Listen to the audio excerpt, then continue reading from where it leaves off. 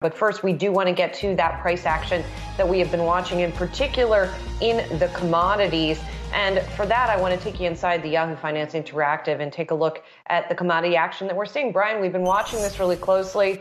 And earlier this morning, we saw crude oil prices climbing, WTI going above $115 a barrel. It has since fallen back a little bit. Brent prices, too, having just a huge move upward to nearly 120 before falling back. But plenty of the other commodities here are still in the green, many of them in metals. Well, gold prices, we have seen gold catch a bid because it's seen as a haven, and it is still continuing to move higher. Aluminum futures just having an incredible move upward as well. You can see a 37% move almost year to date, and the aluminum trading at a record. But really, you're seeing this across the metals and agricultural complex here this morning, the move upward, even if the move has stalled a little bit when it comes to oil prices. But Brian, it's just remarkable what we are seeing happening here.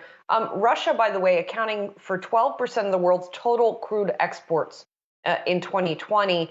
And what we're seeing here is that oil is just not being bought on international markets. Yeah, Julie, this is an alarming rise. It's not just oil, it's a whole bunch of commodities. And if folks think out there that this market can continue to shake off these alarming rises, they may want to think again, because you're already starting to get some cautious commentary from the retail sector, and we'll talk more about that later on. A Target, American Eagle, some of these companies here are putting out some cautious first quarter outlooks, in part because of inflation and gas. So it is going to catch up with the market. It's just a matter of when. But secondarily, you have a lot of banks out there recommending some potentially good trades. Have to highlight a good note out of David Kostin over at Goldman Sachs this morning, looking at potential dividend plays. Kostin is raising his S&P 500 dividend growth target for this year to 10% from 8%. He's locking in on the energy space, Julie, where he sees names like an Exxon and a Chevron as among some of the top names in terms of dividend payouts from the energy space. And some of these energy trades, Julie, are looking like some perfect trades here. You have Chevron and Exxon shares up about 30% each year to date, according to Yahoo Finance Plus data. Plus, you bolt on those dividend payments here. That's quite the potential trade here.